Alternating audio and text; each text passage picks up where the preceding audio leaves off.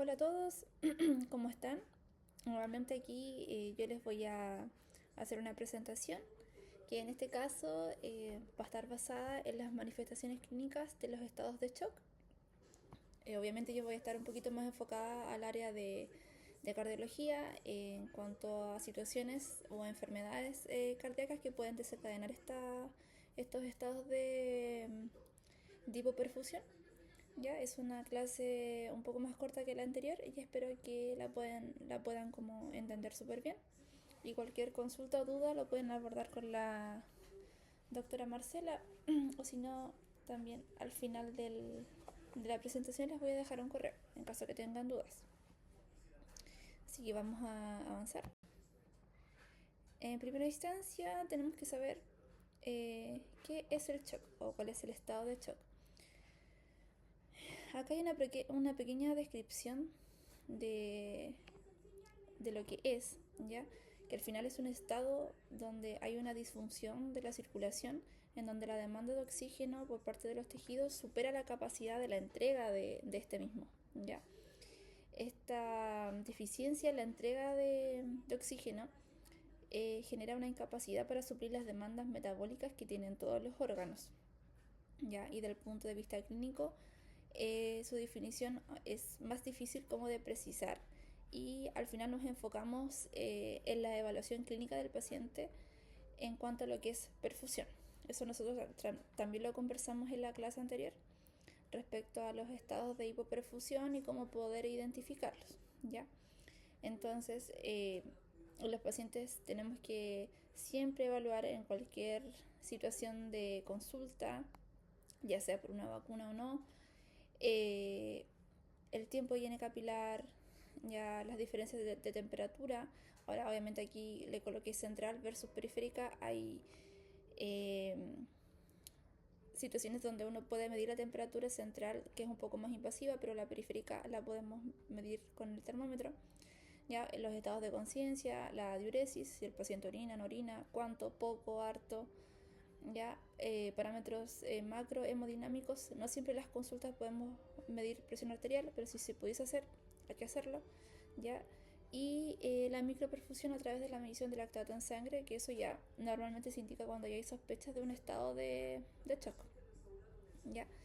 Entonces tenemos una situación en donde el tejido demanda una concentración de oxígeno mínima, pero el organismo no es capaz de entregar esa cantidad de oxígeno. Por ende, la célula comienza a funcionar a través de... Disculpen chicos, lo siento, acaba de pasar el tren. Continuando con lo que le estaba conversando, al final la célula, al encontrarse con este estado de baja concentración de oxígeno, empieza a funcionar bajo un estado anaeróbico. Ya.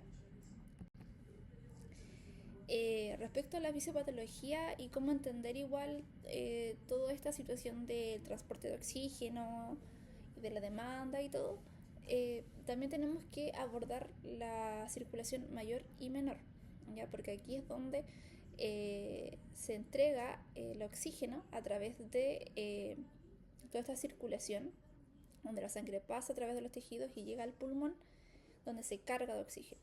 Tenemos que tener súper clara esta imagen para también entender después todo lo que se viene más adelante respecto a las enfermedades cardíacas, que eso también lo van a abordar más adelante, pero también les sirve para poder entender lo que les voy a explicar en un ratito más. Entonces, tenemos acá el corazón como bomba, ¿ya? Tenemos acá la circulación venosa, lo que se ve como más celeste a su lado, y la circulación arterial a través del color rojito. Entonces tenemos acá la personita, que en este caso ojalá fuese un perrito o gato, pero no pude modificar la imagen. Y bueno, tenemos acá el paciente, tenemos acá el retorno venoso, ¿ya? Tenemos las venas que están cargadas de CO2, ¿ya? Porque ya entregaron, acá ya se entregó oxígeno a través de las arterias y después toda esa sangre desoxigenada y rica en CO2 viene a través de las venas y ingresa hacia la aurícula derecha, pasa por el ventrículo derecho y viaja por el tronco pulmonar hacia el pulmón. Y acá la sangre se carga de oxígeno, entrega el CO2 en el alveolo y capta el oxígeno. Y acá viene cargadita, saturada de oxígeno, llega a la aurícula izquierda por el ventrículo izquierdo y viajan a través de la aorta toda esta sangre muy nutritiva y empieza a entregarse en todos los órganos vitales, musculatura, capilares, etc. Cuando estos tejidos reciben esta sangre, entregan los desechos ya de la metabolización celular y acá llega la arteria o la arteriola al capilar, entrega el oxígeno, capta CO2 y vuelve de nuevo a la circulación. Viaja toda esa sangre que ya no está rica de oxígeno porque ya se entregó en el tejido y vuelve de nuevo a la circulación. ¿Ya? Y el oxígeno aquí, la principal como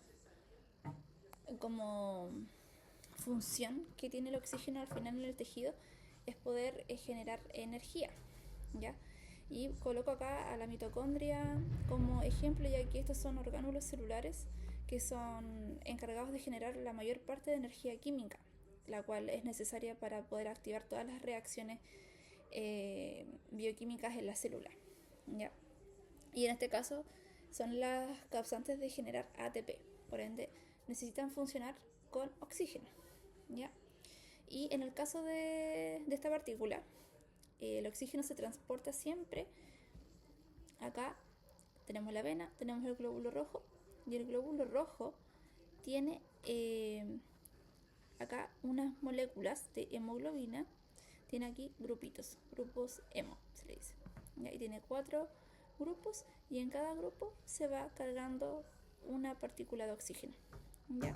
Entonces cada glóbulo rojo contiene estos cientos de millones de moléculas de hemoglobina, las cuales van a transportar oxígeno. Entonces aquí baja la sangre, viaja el glóbulo rojo, pero el glóbulo rojo no viaja solo. En este caso va a estar viajando con la molécula de oxígeno y así poder entregárselo a todos los tejidos. Ahora, ¿qué puede provocar que esta entrega de oxígeno sea ineficiente?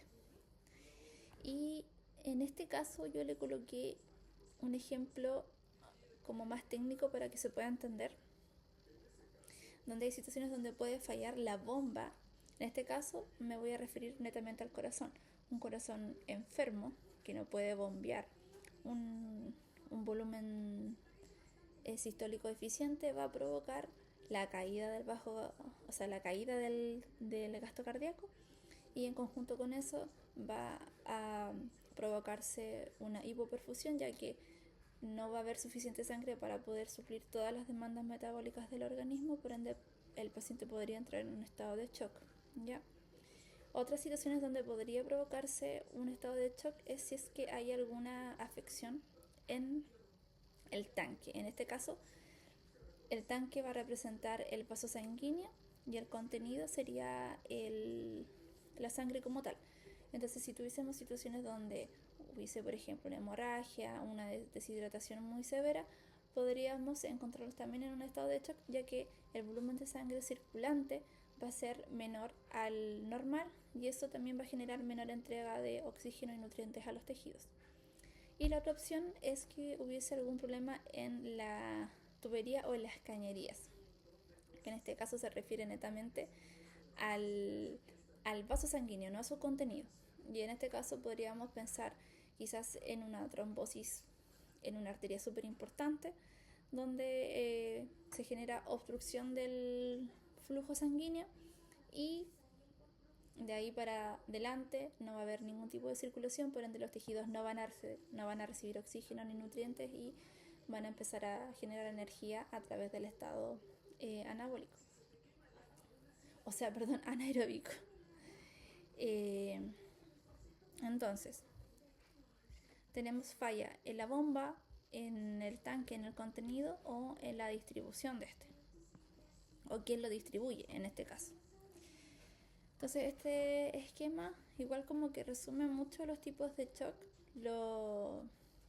lo que podría eventualmente como encontrarse en los pacientes. Y a modo de ejemplo, cuando tenemos un shock cardiogénico, vamos a encontrar problemas en la bomba, por ejemplo, un corazón hipocontráctil o un corazón muy dilatado que no tiene fuerza para poder eyectar la cantidad de sangre, lo cual va a provocar que el volumen sistólico sea más reducido.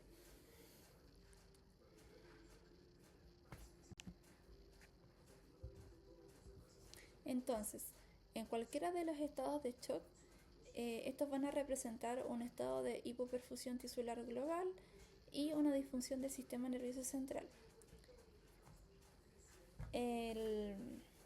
Todo esto representa la evolución hacia una fase de shock descompensado o incluso irreversible, donde puede el paciente incluso llegar a fallecer.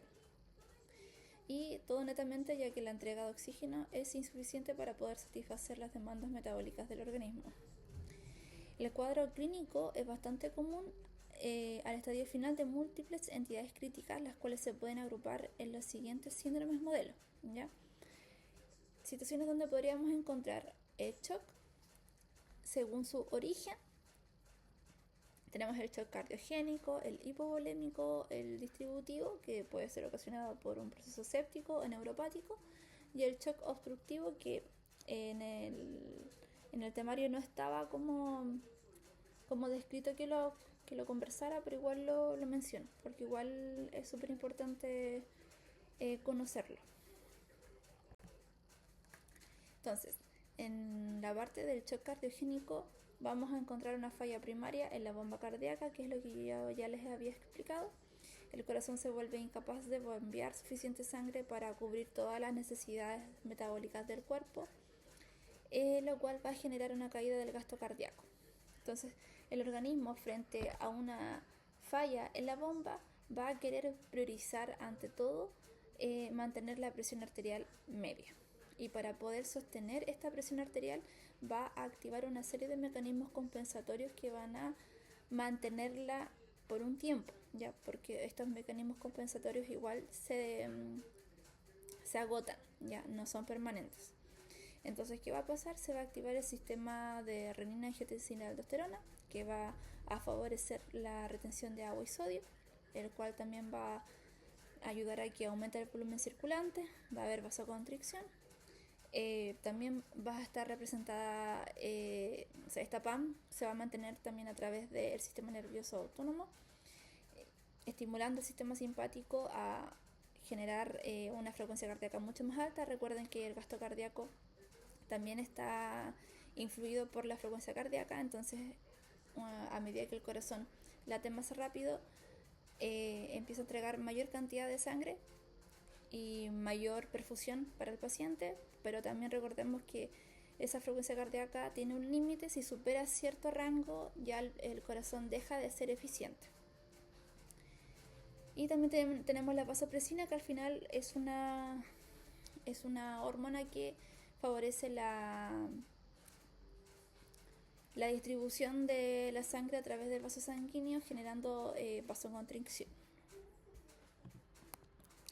Entonces tenemos estos tres factores que van a generar entonces aumento en la retención de sodio y agua, va a favorecer la vasoconstricción de los vasos y también va a aumentar la frecuencia cardíaca. Todo esto para poder mantener la presión arterial y el paciente no entre en estado de shock. Entonces, debemos saber que existe una serie de mecanismos que el organismo pone en marcha para garantizar la perfusión de los órganos vitales, que en este caso es el cerebro y el corazón.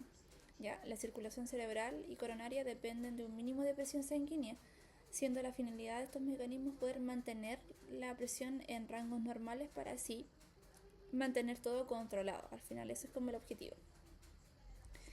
Y esta presión arterial media también está ligada directamente con el gasto cardíaco y la resistencia periférica. Entonces el sistema neuroendocrino irá encaminando siempre a mejorar estos parámetros que están acá, a pesar de las consecuencias que pueden conllevar al paciente, sobre todo considerando que está teniendo una enfermedad cardíaca. Entonces, un corazón que no está funcionando bien, que está enfermo, va a generar una caída del gasto cardíaco, va a generar una hipoperfusión, el cuerpo va a reconocer esta situación de bajo gasto cardíaco, va a activar los sistemas de renina, angiotensina, aldosterona, de la vasopresina, se va a estimular el sistema nervioso simpático y van a tratar de mantener esta ante la respuesta, o sea, ante la señal de baja perfusión. Estos sistemas van a hacer de que la presión arterial media se mantenga y va a tratar de mantener al paciente lo mejor perfundido por una cantidad de tiempo limitada. Pero todos estos parámetros que ayudan a mantener la presión también van a generar estragos en el paciente si son sostenidos en el tiempo, ¿ya? Y cuando estos llegan a fallar, empieza a haber insuficiencia cardíaca y ahí nos vamos a referir directamente al shock cardiogénico, que es entonces cuando estos mecanismos de compensación ya no funcionan. Tenemos que entender de que la insuficiencia cardíaca no es lo mismo que la enfermedad cardíaca. Cuando yo hablo de una enfermedad cardíaca me refiero a, por ejemplo, un corazón. Es solamente un ejemplo. Tenemos un paciente pequeño con una valvulopatía, una mitral, ya la más común.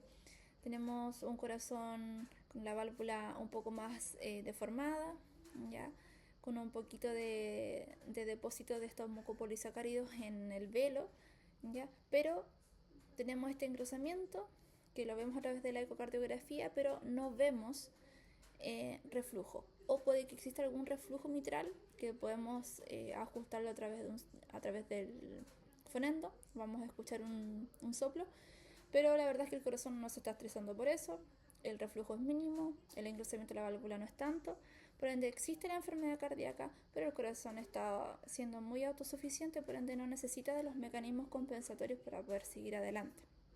Versus la insuficiencia cardíaca, que es cuando este mismo paciente con esta enfermedad degenerativa comienza a tener estragos producto del reflujo y por la dilatación al final de las cámaras cuando la enfermedad avanza mucho, y las partes ya como más finales de la enfermedad el corazón ya está demasiado grande, eyecta menos sangre ya porque hay demasiada presión, se está escapando mucha sangre a través del reflujo, el cuerpo reconoce que al final se está bombeando menos sangre, activa este sistema de renina, angiotensina, aldosterona, el sistema nervioso simpático, la vasopresina, pero al final estos mecanismos no ayudan a que el paciente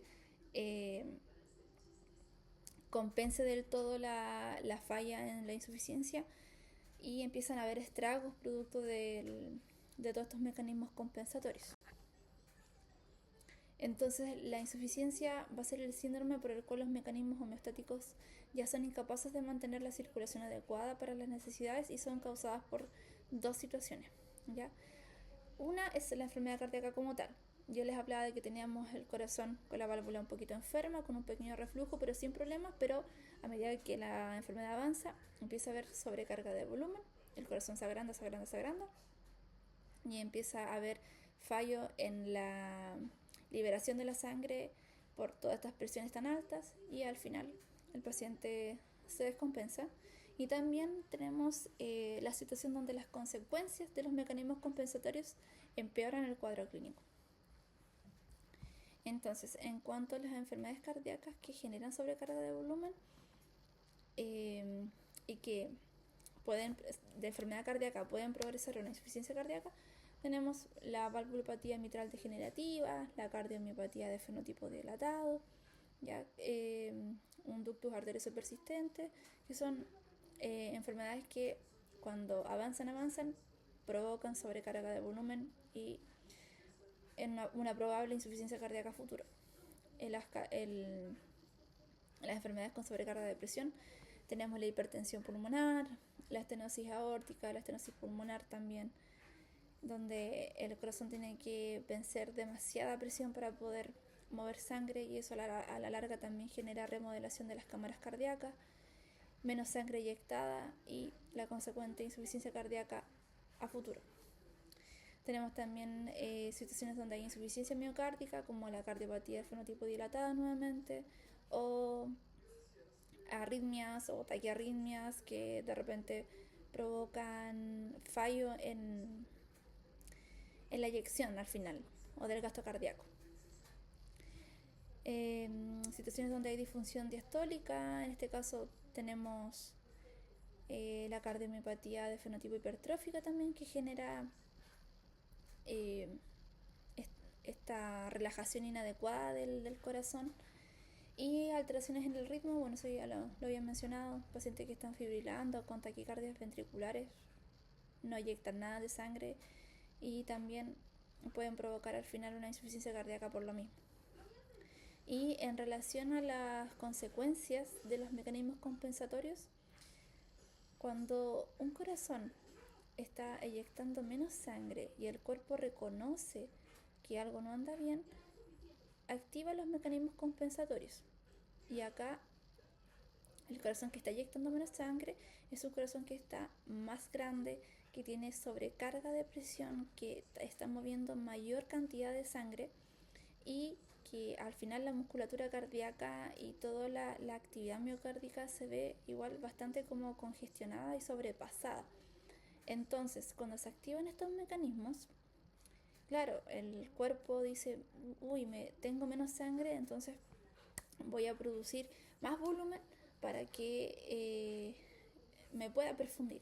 Pero resulta que al producir más volumen se va a generar acá más retorno venoso. O sea, al corazón, si le estaban llegando 20 ml, le están llegando ahora 30. O sea, un corazón sobrecargado de volumen, bajo las acciones de estos mecanismos compensatorios, se va a sobrecargar mucho más, y eso va a generar de que el corazón evolucione desde una enfermedad cardíaca a una insuficiencia cardíaca, ¿ya?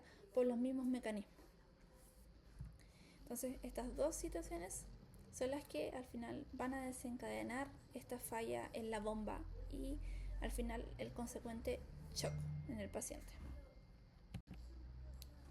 Entonces acá, más resumido, tenemos el sistema nervioso autónomo, que en este caso la respuesta neuroendocrina intenta restablecer la presión arterial, pero por otro lado dicha respuesta simpática incrementa el consumo de oxígeno miocárdico e incremento del trabajo miocárdico, siendo perjudicial para el corazón enfermo. Eso igual se me había olvidado de mencionar. Cuando el corazón está enfermo y el sistema nervioso autónomo lo obliga a trabajar más rápido, así que el corazón lata más rápido, late más rápido.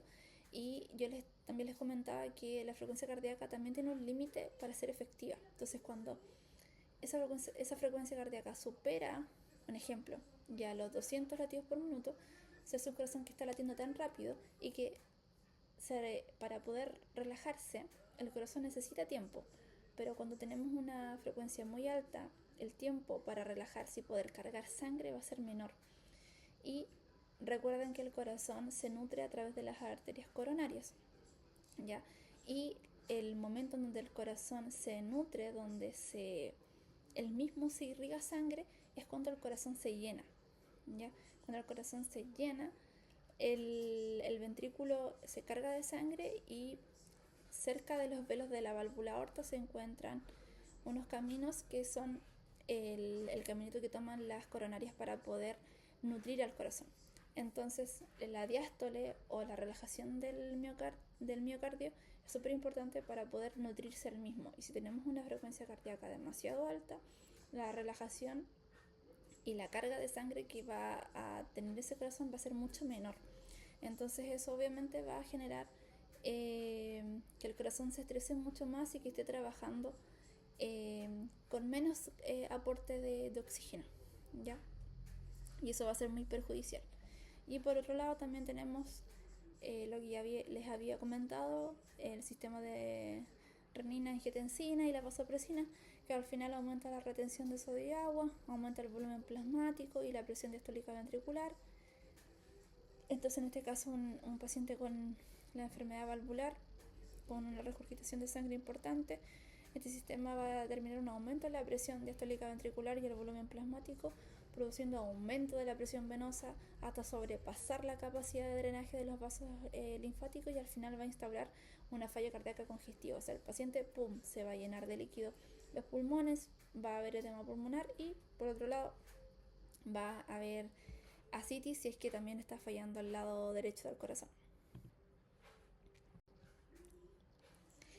También tenemos el shock hipovolémico. Acá ya dejamos el corazón un poquito de lado y tenemos este shock que es la forma más frecuente de encontrar y se basa principalmente en la pérdida de volumen circulante, la cual va a dar lugar a una hipotensión, y que a su vez provocará tres respuestas en el organismo. Inicialmente la perfusión puede ser mantenida durante un corto periodo de tiempo, siguiendo una pérdida ligera o moderada de fluido, pero sin intervención los mecanismos compensatorios fallan y bajará la perfusión cerebral y coronaria, ¿ya?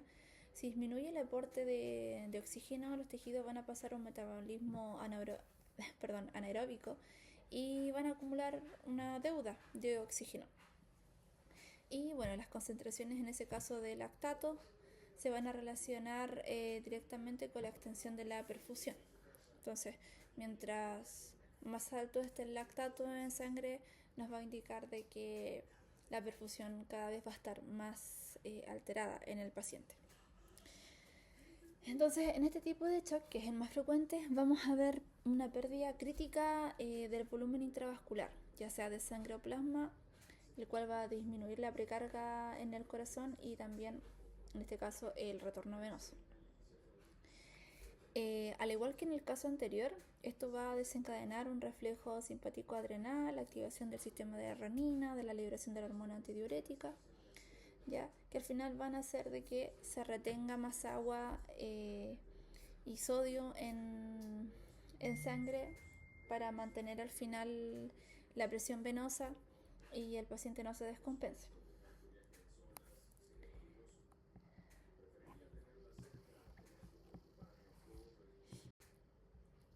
Entonces, ¿en qué tipo de casos nosotros podríamos encontrar este tipo de shock, que es el hipovolémico?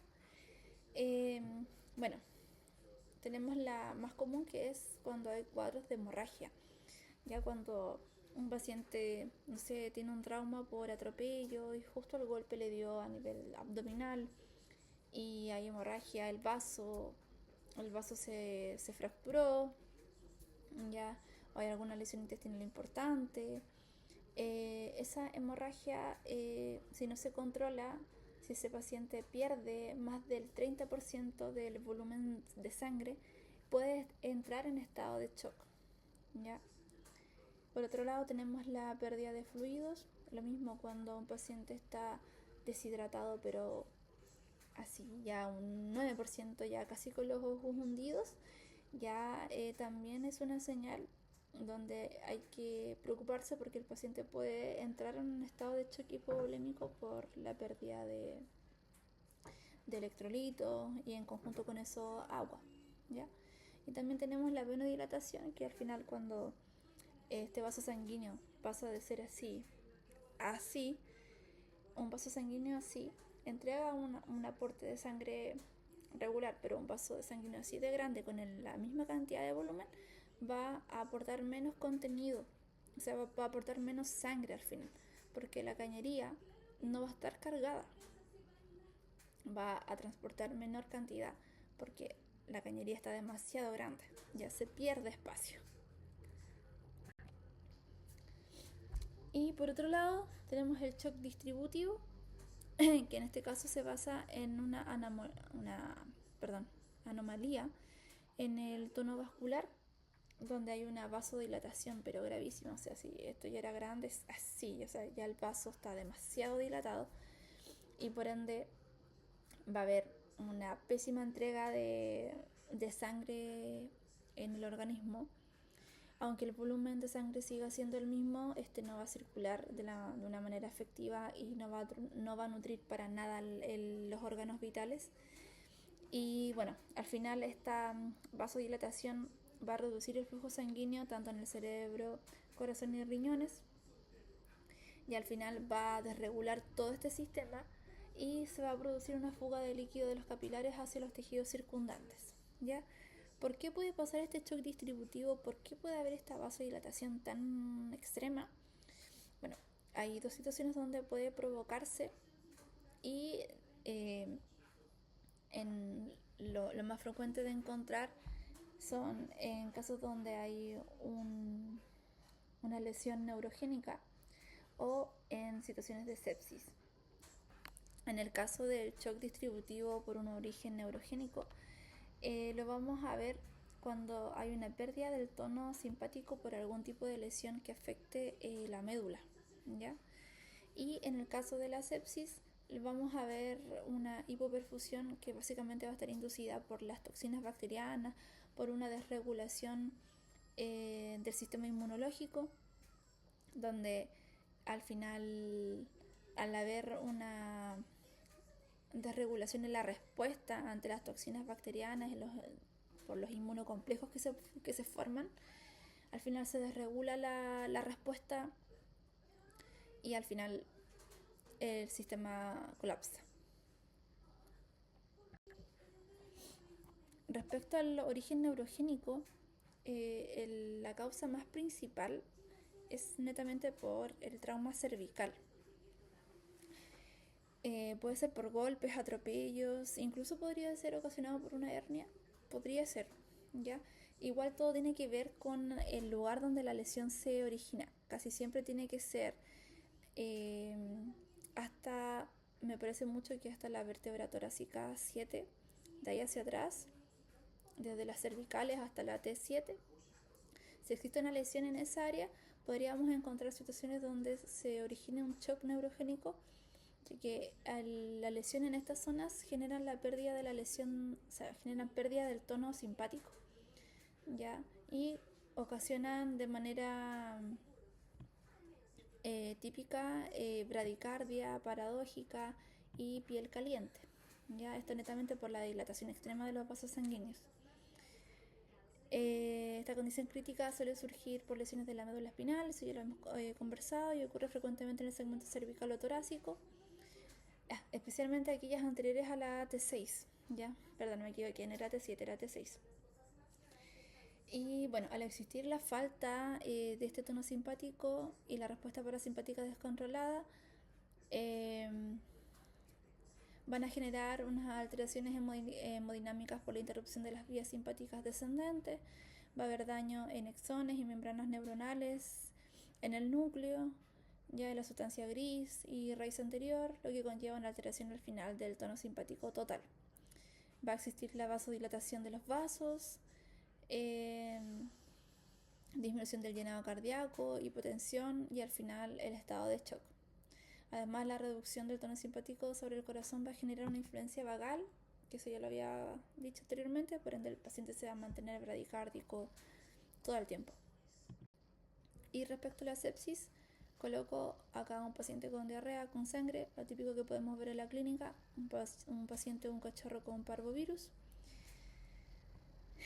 Y bueno, entendiendo que el parvovirus es una enfermedad viral que genera lesiones a nivel del intestino, genera una inflamación severa, genera translocación bacteriana, genera compromiso inmunológico.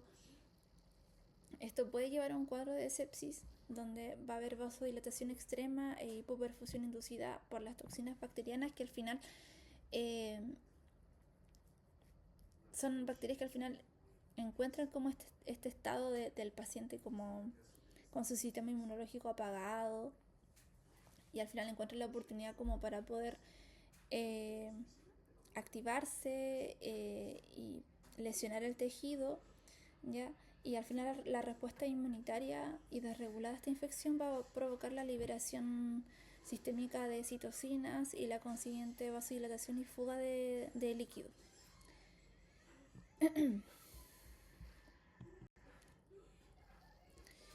También tenemos que tener en consideración de que hay una situación que podría avanzar de inflamación a sepsis y a shock, que es el SIRS, ¿ya? El SIRS es el síndrome de respuesta inflamatoria sistémica, ¿ya? Y se refiere a una respuesta inflamatoria desregulada del huésped frente a una agresión severa que casi siempre puede estar asociada a quemaduras o politraumatismo. También puede ser originada por una sepsis y que si esta respuesta inflamatoria evoluciona, sigue avanzando, no se controla y genera hipoperfusión, donde el paciente va a requerir de vasopresores para poder mantener la presión arterial, la vamos a clasificar como shock séptico, ¿ya? En estos pacientes con SIRS, con este síndrome de inflamación desregulada, vamos a encontrar algunos signos clínicos como taquicardia, taquipnea, hipotermia o hipertermia, leucocitosis en caso de que el proceso inflamatorio aún esté activo, o leucopenia cuando ya toda la reserva de la línea blanca se agota, ya la médula ya no es capaz de responder ante el proceso inflamatorio, y acá el paciente comienza a avanzar a un estado de shock o un síndrome de disfunción multiorgánica e incluso la muerte, ¿ya? Entonces acá tenemos el SIRS, donde tenemos algunos parámetros que nos puede indicar. Tenemos que ver el examen de sangre, evaluar temperatura, recuento de glóbulos rojos, glóbulos blancos, y cuando ya tenemos un proceso de sepsis, vamos a encontrar al menos 2 signos del síndrome de respuesta inflamatoria sistémica, más la confirmación de un proceso infeccioso. Acá tendríamos, por ejemplo, un paciente con una leucopenia, por ejemplo, con fiebre, ¿ya? Y aparte con el test de parvovirus positivo. Tendríamos un paciente ya con sepsis. Por otro lado, cuando ya tenemos una sepsis más severa, vamos a encontrar a este mismo paciente con la presión arterial baja, donde ya los mecanismos no alcanzan a mantener la presión, no la pueden mantener. Ya avanzamos después al estado de shock, donde ya empiezan a haber signos de falla orgánica, la hipotensión se mantiene, el lactato se mantiene igual súper alto, ¿ya? Entonces es súper importante poder clasificar al paciente cuando uno le puede hacer los exámenes, porque no siempre están las herramientas para poder hacer exámenes. Entonces, si nosotros trabajamos en una clínica y tenemos el equipo, los insumos para poder hacerle exámenes, hay que hacerlo, porque eso determina mucho el pronóstico y la sobrevida del paciente. Aquí, en esta tablita, también les presento los estadios clínicos del shock, ya con sus fases correspondientes, lo que deberíamos ver a nivel de la circulación, ¿ya? Y los signos clínicos que deberíamos observar. En su mayoría no es exclusivo, algunos pacientes pueden manifestar todo, algunos solamente unos pocos, ¿ya? Pero en la teoría esto sería como en un mundo ideal, esto es lo que nosotros deberíamos ver, ¿ya? Entonces la fase compensatoria, cuando los mecanismos que habíamos conversado anteriormente del sistema nervioso autónomo, el tema neurohormonal, cuando ese sistema aún se mantiene activo, los signos clínicos van a ser desde un ligero aumento en la cardíaca o respiratoria. Vamos a ver las presiones normales, ¿ya? El pulso fuerte, porque el corazón está trabajando, ¿ya? Las membranas mucosas van a estar brillantes, no las vamos a ver pálidas, todo bien. El tiempo lleno capilar 1 segundo, temperatura normal, podría estar quizás un poco aumentada.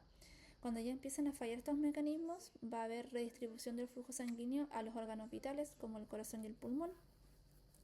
Y aquí ya comienza a existir la demanda de oxígeno, que es mayor a lo que ya el organismo está aportando. Y empieza a haber acidosis láctica producto del metabolismo anaeróbico, ¿ya?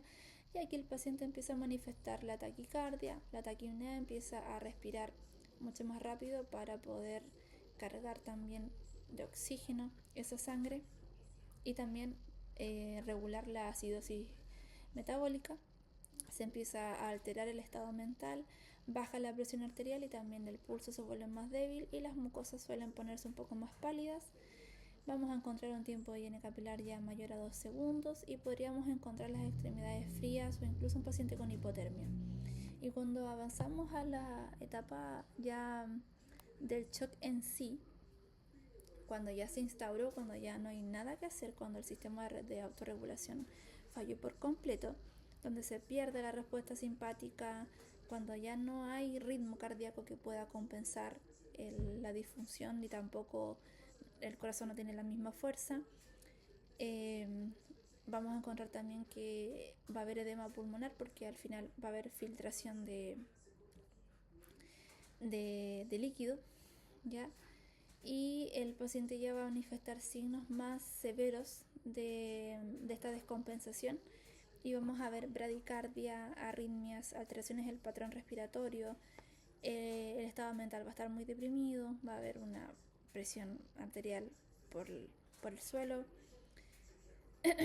un tiempo de higiene capilar inexistente, hipotermia, y al final, en el punto yo creo que casi de no retorno, veríamos una parada cardiorrespiratoria. En esta tablita también podemos ver los signos comunes del estado de shock. Acá se le suma también la oliguria. Recuerden que un paciente con hipoperfusión, el riñón siempre hay que mirarlo, porque es un órgano también, yo lo consideraría vital, porque al final es lo que filtra todo. Y si este órgano no funciona, las toxinas que al final deberían eliminarse a través de la orina se acumulan en sangre, y al final puede haber una falla renal aguda y también el paciente morir por eso. Entonces, un paciente que está oligúrico siempre es una señal de alarma. Ya si no hay buena perfusión renal, el riñón comienza a tener injuria debido al metabolismo anaeróbico, y el riñón empieza a fallar, y un riñón que no funciona no produce orina, ¿ya? Entonces, siempre es importante evaluar eso, la producción de orina, ya sea con sonda, pañales, pero siempre verlo. ¿Qué más? A ver, depende del shock. Bueno, acá según el tipo de shock podríamos ver otro tipo de signos más específicos. No voy a entrar mucho en detalle con esto. Necesito que igual lo puedan ver, leer y aprenderlo para poder abordarlo en la parte de los talleres. El anafiláctico, este se basa más principalmente como un distributivo. La verdad es que cuando hay una reacción anafiláctica hay una vasodilatación severa, terrible. Y aparte de la anafilaxis propiamente tal, con la urticaria y el angioedema, el prurito, también va a haber signos por ejemplo, palidez de mucosa, la presión arterial por el suelo, ¿ya? Entonces, esto es como un extra. Vamos a avanzar. Bueno, finalmente cuando se instaura el estado de shock y cuando ya no hay perfusión en los tejidos ni en los órganos, vamos a ver una alteración progresiva de al final todas las funciones fisiológicas, y vamos a encontrar al menos 2 órganos ya con falla, ya requiriendo en este caso intervención médica inmediata, y estos pacientes deberían estar siempre en cuidados intensivos o de terapia intensiva, ya que necesitan monitorización y estabilización. Entonces, un paciente, por ejemplo, que está con una enfermedad cardíaca, con falla en los mecanismos compensatorios, podría empezar eventualmente a fallar el riñón, ya, y a consecuencia de al final de toda esta situación de poca entrega de sangre a los tejidos, también podríamos encontrar lesiones intestinales, ya úlceras. Podríamos encontrar pacientes eh, con malestar general, con dolor abdominal, con diarreas, con vómitos, ¿ya? Y por ejemplo, si viéramos este mismo paciente con una ecografía, encontraríamos los riñones con pérdida de la relación corteza-médula, dilatación pélvica, ya con ecogenicidad no... me refiero a que sería un tejido con un patrón o un color ya no regular, veríamos los intestinos más inflamados, ya. Entonces, veríamos ya en ese caso veríamos dos órganos ya comprometidos, aparte del corazón, que sería el principal causante de la falla del shock. ¿ya? Entonces no hay control de la hemostasia acá, entonces los pacientes están edematizados, el pulmón eh, está lleno de líquido, hay edema, ¿ya? Entonces es un estado bastante grave y difícil de manejar. Y cuando entran en esta etapa es muy difícil igual sacarlos adelante. Así que Así que es súper importante poder identificarlo porque ahí igual uno le entrega la información al tutor del pronóstico del paciente. O sea, si ya vemos en un examen de sangre que riñones están fallando o que el hígado, por ejemplo, por toda esta perfusión, está teniendo una manifestación a través de las enzimas hepáticas donde estas están aumentadas, ya igual significa que el panorama no va bien. Ahora, es probable que este síndrome de disfunción multiorgánica sea el resultado de una compleja combinación de factores y otros aún que todavía no se identifican, ¿ya? Pero la evidencia al final sugiere que la desregulación del sistema inmunitario y la posterior difusión mitocondrial podrían ser las vías más predominantes para ocasionarse, ¿ya? Recuerden que la mitocondria al final es el organelo que produce ATP y energía, ¿ya? Así que siempre recordemos a la mitocondria como un organelo muy vital. Bueno, y en el caso de la disfunción multiorgánica podemos encontrar todo este tipo de alteraciones. Tenemos la disfunción hepática, respiratoria, gastro, cardiovascular, la coagulación igual es importante, la cascada de coagulación. También hay pacientes que pueden sufrir una coagulación intravascular diseminada por lo mismo. El riñón, el sistema nervioso central, el suprarrenal. Todas estas disfunciones pueden aparecer una tras otra cuando el paciente empieza a tener la falla multiorgánica. Bueno, y al final, ¿qué sucede? Que el paciente ante estos mecanismos que ya fallan, ante la inexistente compensación y al final con la falla multiorgánica y el paciente ya deja de responder a los vasopresores, a los fluidos, a lo que tenga que ponerse en este tipo de situaciones, el paciente al final puede terminar falleciendo por un paro cardiorrespiratorio, por la pobre entrega de oxígeno y toda la falla consecuente que genera todo este cuadro clínico.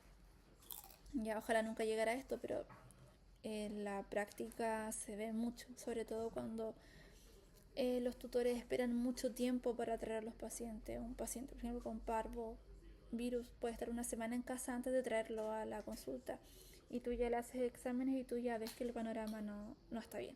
O sea, tú le haces un hemograma a ese perro y ves que está con una penia, una leucopenia, mal pronóstico.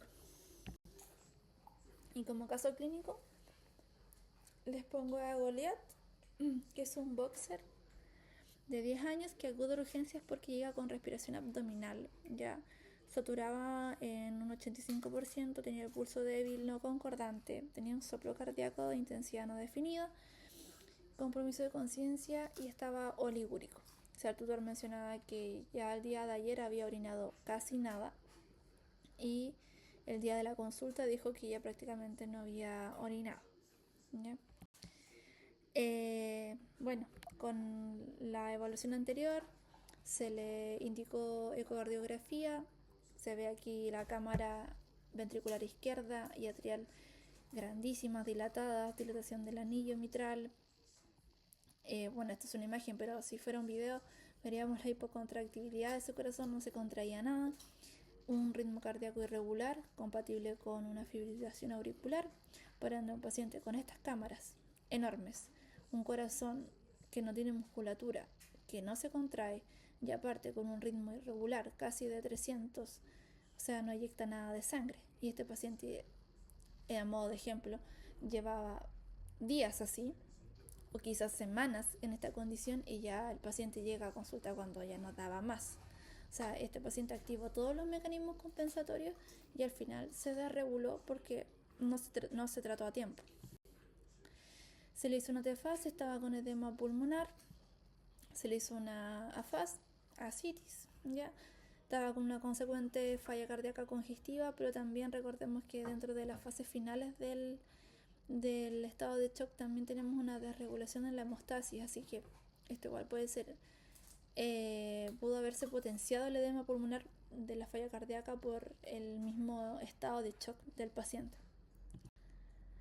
¿Qué es lo que hay que recurrir? Estabilizar al paciente, en este caso se le indicó oxigenoterapia, estimular diuresis, se le colocaron diuréticos, se manejaron los signos clínicos, se manejó con inotropos positivos para mejorar la contractibilidad cardíaca y mejorar el gasto cardíaco, manejar la arritmia para bajar esa frecuencia cardíaca a una que sea compensatoria, ¿ya? Se trató de estabilizar la presión arterial sistólica y se le indicó controles y chequeos a través de las ecografías, electros, se le indicó un hemograma, un perfil bioquímico, electrolitos.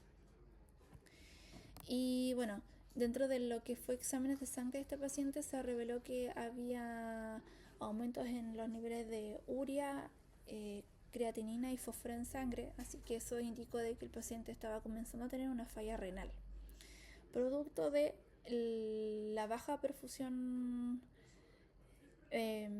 generada por la hipocontractibilidad cardíaca. La depresión mental también estaba ocasionada por lo mismo, por no haber perfusión ya cerebral, ya que los mecanismos de compensación de este perrito ya estaban saturados. Aún así, el paciente se trató de mantener con todos los fármacos por la vía intravenosa, se trató de hacer toda la reanimación posible, pero incluso con los medicamentos el paciente no logró salir adelante y terminó falleciendo dentro de las 24 horas posterior al ingreso. Así que no hubo mucho que hacer porque el estadio del paciente estaba demasiado avanzado. Llegó prácticamente casi como semicomatos. Entonces, acá importante siempre repetirle a los tutores que los pacientes, por ejemplo, si no ven que orina, o sea, es un motivo de urgencia. Si el paciente respira agitado o con una respiración más abdominal que costa abdominal, igual es de urgencia. Si hay una presencia de algún ruido extraño en la consulta médica, ya sea cardíaco o pulmonar, tiene que evaluarse siempre, ya para no pasar a estas etapas donde los pacientes llegan sin oportunidad de poder tratarse o recuperarse, ¿ya? Así que eso sería por hoy. Espero que les haya gustado la clase. Es un poquito más texto que la última, pero igual les va a ayudar para poder guiarse después en los talleres. Eso, chicos, que tengan muy buenos días, bueno, buenas noches en mi caso. Así que nos veremos en una próxima. Un abrazo a todos.